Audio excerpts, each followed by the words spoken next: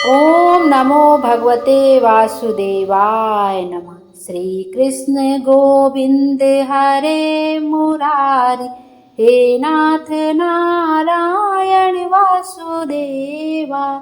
आप सभी कमेंट में ओम नमो भगवते वासुदेवाय नमः अवश्य लिखिएगा। मैं हूँ ज्योति और आपके अपने चैनल शुभ कथा में स्वागत है। आइए आज के वीडियो में हम वैशाख मास महात्म का 13वें अध्याय का श्रवण करेंगे। वैशाख मास का पावन महीना चल रहा है और वैशाख मास भगवान विष्णु को बहुत अधिक प्रिय होता है। इस मास में स्नान करना, दान पुण्य करना बहुत अधिक शुभ फलों को देने वाला होता है।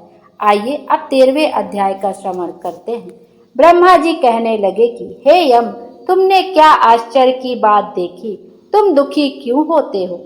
सद्गुणों में ताप करने से वह ताप मरणांतिक होता है।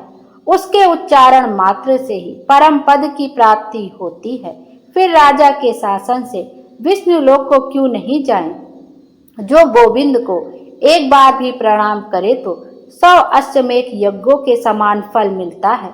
यज्ञ के करने वाले को फिर जन्म लेना पड़ता है, परंतु जो हरि भगवान को प्रणाम करते हैं उनको फिर से जन्म ही नहीं होता है। उस प्राणी को कुरुक्षेत्र जाने से क्या या सरस्वती में स्नान करने से क्या, जिसकी जीवा के अग्रभाग पर हरि ये 2 अक्षर विराजमान हैं।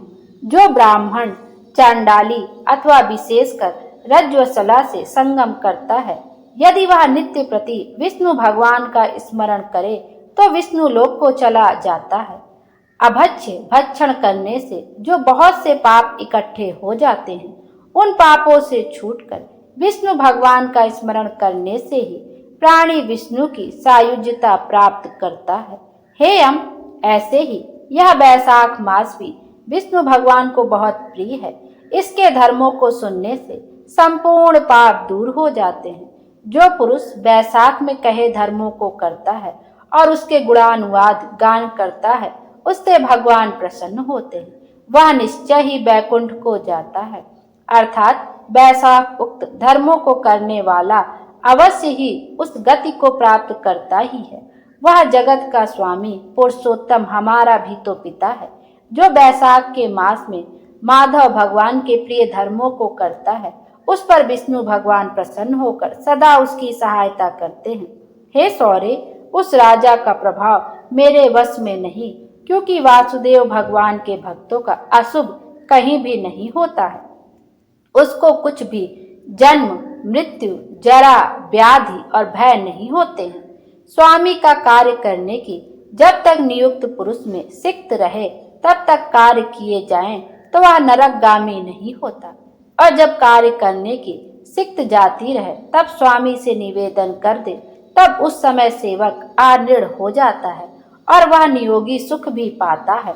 अतएव जो अपने प्रयोजन को निवेदन कर देता है वह ऋण रहित हो जाता है और न उसे कुछ पातक रहता है। करूंगा। यम की यह बात सुनकर ब्रह्मा जी बड़े सोच में डूब गए। अपने कर्तव्य का पालन करने पर देहधारियों का कुछ अपराध नहीं होता है। यम, जब तू इस कार्य के करने में असमर्थ है तो मेरा क्या दोष है? तू शोक मत कर।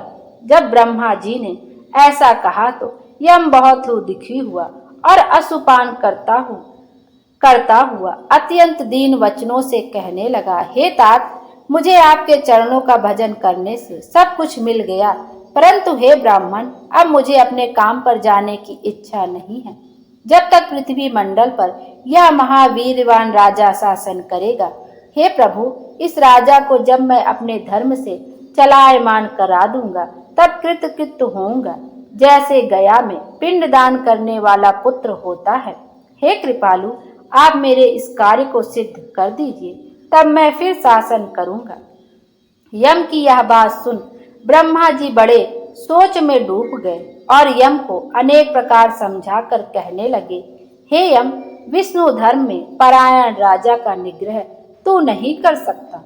जो तू कोप के वश हो यही चाहता है तो चल, मैं और तू दोनों विष्णु भगवान के पास चले और उनके सामने सब कथा कह सुनाएंगे, फिर जैसी उनकी आज्ञा हो, क्योंकि वे विष्णु भगवान संपूर्ण लोकों के कर्ता और धर्म के पालने वाले हैं। वे हमारे दंडदाता, रास्ता और नियम में चलाने वाले हैं। हे वृष, भगवान की आज्ञा के विरुद्ध हम कुछ भी नहीं कर सकते और न भूमि पर राजा की भक्ति के विरुद्ध कुछ दिखाई देता है। इस प्रकार यम को समझा उसे साथ ले ब्रह्मा जी क्षीर सागर में गए और चिन्मात्र निर्गुण स्वरूप परमेश्वर अद्वितीय पुरुषोत्तम भगवान की सांख्य योग से स्तुति करने लगे। तब ब्रह्मा की स्तुति सुन विष्णु भगवान प्रकट हुए। तब यम और ब्रह्मा शीघ्र विष्णु भगवान को प्रणाम किए। विष्णु भगवान मेघ के समान गंभीर वाणी से कहने लगे, तुम यहाँ क्यों आए हो? क्या राक्षसों ने तुम्हें दुख दिया है? यम का मुख मलिन क्यों हो रहा है? इसके कंधे क्यों झुके हुए हैं? हे ब्राह्मण, आप यह सब वृतांत बताइए। तब ब्रह्मा जी बोले, इस श्रेष्ठ सेवक राजा के शासन में सब मनुष्य वैशाख के धर्मों को करके आपके विष्णु पद को प्राप्त करके चले आ रहे हैं। इसी कारण यमपुरी शून्य हो गई है। इससे यम अत्यंत दुखी होकर राजा से युद्ध करने गया और उसको मारने के लिए दंड उठाया। तब आपके चक्र ने इसे परास्त कर दिया तो यह दुखी हो मेरे पास आया। हम भी आपके महात्मा भक्तों को दंड देने की सामर्थ्य नहीं रखते हैं। अतएव हे महाविभो, हम आपकी शरण में आए हैं। इसलिए हे प्रभु, उस राजा को दंड देकर आप अपने यम की रक्षा करिए। ब्रह्मा के ये वाक्य सुनकर विष्णु भगवान हंसे और ब्रह्मा जी और यम से बोले, मैं लक्ष्मी जी तथा प्राण और देह का त्याग कर सकता हूँ। श्रीवस्त्र, कौस्तुभु मणि तथा बैजंती माला का भी त्याग कर सकता हूँ। श्वेत दीप, बैकुंठ, क्षीर सागर, शेष और गरुड़ को छोड़ सकता हूँ, परंतु अपने भक्तों को कदापि नहीं त्याग सकता। ब्रह्मा जी, आप ही बताएं कि जिन्होंने मेरे लिए संपूर्ण भोग त्याग दिए, प्राण छोड़ दिए, मुझ में ही अपनी आत्मा को लगा दिया, उन्हें मैं कैसे छोड़ सकता हूँ? अतएव हे यम, मैं तेरे दुख को दूर करने का उपाय बताता हूँ।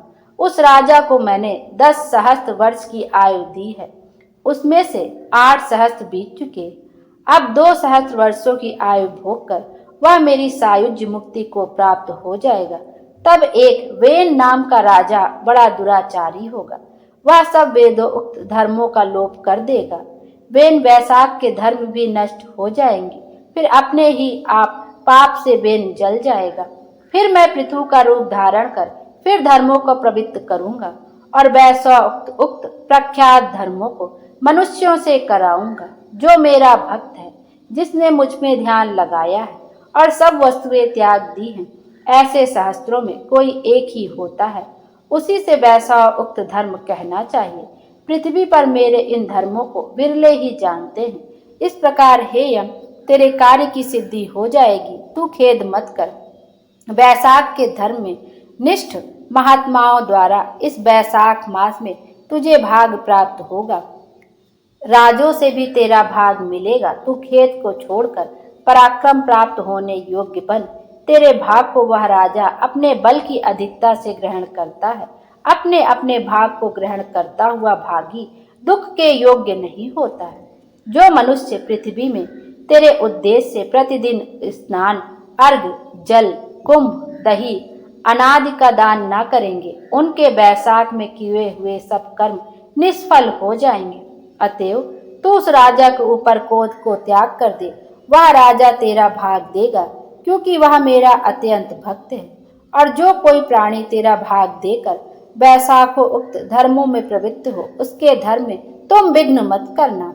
जो धर्म का पालन करता हुए तुम्हें छोड़ केवल मेरा ही भजन करे, उनको तुम मेरी आज्ञा से अवश्य दंड देना। उस राजा से तुम्हें एक भाग दिलाने के लिए मैं अभी सुनंद को भेजता हूँ। मेरी आज्ञा से वह वहां जाकर तुम्हें भाग दिलावेगा। तब भगवान ने यम के सामने ही राजा को समझाने के लिए सुनंद को भेज दिया, जो जाकर राजा को समझाकर फिर भगवान के पास आ गया। ऐसे यम को आश्वासन देकर विष्णु भगवान वहीं अंतर्ध्यान हो गए। तब भी यम को समझाकर आज्ञा दे अत्यंत विस्मित हो अपने अनुचरों सहित चले गए। यम भी कुछ प्रसन्नचित हो अपनी पुरी को चला गया। फिर विष्णु भगवान की आज्ञा से जैसे सुनंद कह आया था, वैसे ही बैसाख के धर्मों में परायण सभी मनुष्य यम को भाग देने लगे। राजा ने सबसे कह दिया कि जो कोई धर्मराज को भाग नहीं देगा, उसके बैसाख में किए कर्मों को यमराज स्वयं ले लेंगे। अतः प्रतिदिन यम के निमित्त स्नान और यज्ञ आदि करना चाहिए, नहीं तो बैसाख के सब कर्म निष्फल हो जाएंगे। बैसाख की पूर्णिमासे के दिन सबसे पहले धर्मराज के लिए जल का घड़ा और दही तथा अन्न दान हुए करना चाहिए। फिर पितृश्वरों के निमित्त, गुरु के निमित्त पीछे जनार्दन, मधुसूदन भगवान के निमित्त शीतल जल, दही, अन्न, तांबूल, दक्षिणा और फल कासे के पात्र में रखकर ब्राह्मण को अर्पण करें और मधुसूदन भगवान की प्रतिमा बनवाकर मास धर्म के चलाने वाले गरीब ब्राह्मण को दें। संपूर्ण पूजा की सामग्री से उसी धर्म वक्ता ब्राह्मण की पूजा करें। सुनंद की आज्ञा पर राजा ऐसा ही करने लगा। तत्पश्चात राजा अपनी शेष आयु को पूरी कर यथेच्छ भोग कर पुत्र प्रौताद्रि समेत बैकुंठ को गया।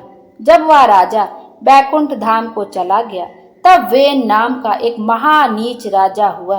उसने धर्म और विशेषकर बैसाख के धर्मों का लोप कर दिया तथा मोक्ष के कारण धर्मों को प्राणी फिर भूल से गए। कोई भी बैसाख उक्त सब धर्मों को नहीं जानता था, क्योंकि बहुत जन्मांतर के पुण्य इकट्ठे हो जाने पर प्राणियों को बैसाख उक्त धर्म करने में बुद्धि लगती है। यह सुनकर राजा मैथिल ने पूछा, महाराज, आपने पिछले यह कथा कही थी कि दुरात्मा राजा बेन पहले मनवंतर में हुआ और यह सूर्य वंश में इक्ष्वाकु के कुल में जन्मे। यह कथा मैंने आपसे पहले सुनी थी। अब आपने ऐसा कहा कि पूर्व राजा के बैकुंठ धाम जाने पर वेन राजा होगा। हे महामते सुतदेव, मेरे इस संशय को दूर कीजिए। सूत जी बोले, हे राजन, युग और कल्पों की व्यवस्था पुराणों में विषयानुसार है, अतः इस कथा की प्रसंगता में तुम्हें शंका करना ठीक नहीं है।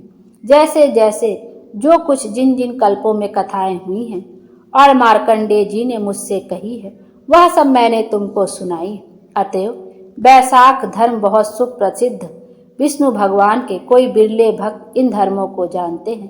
बोलो विष्णु भगवान की जय। 13वां अध्याय यहीं पर समाप्त होता है। कल के वीडियो में हम बैसाख मास महात्म के 14वें अध्याय का श्रवण करेंगे। विष्णु भगवान हम सब की मनोकामना पूरी करें और हमारे जीवन को खुशियों से भर दे। Thank you.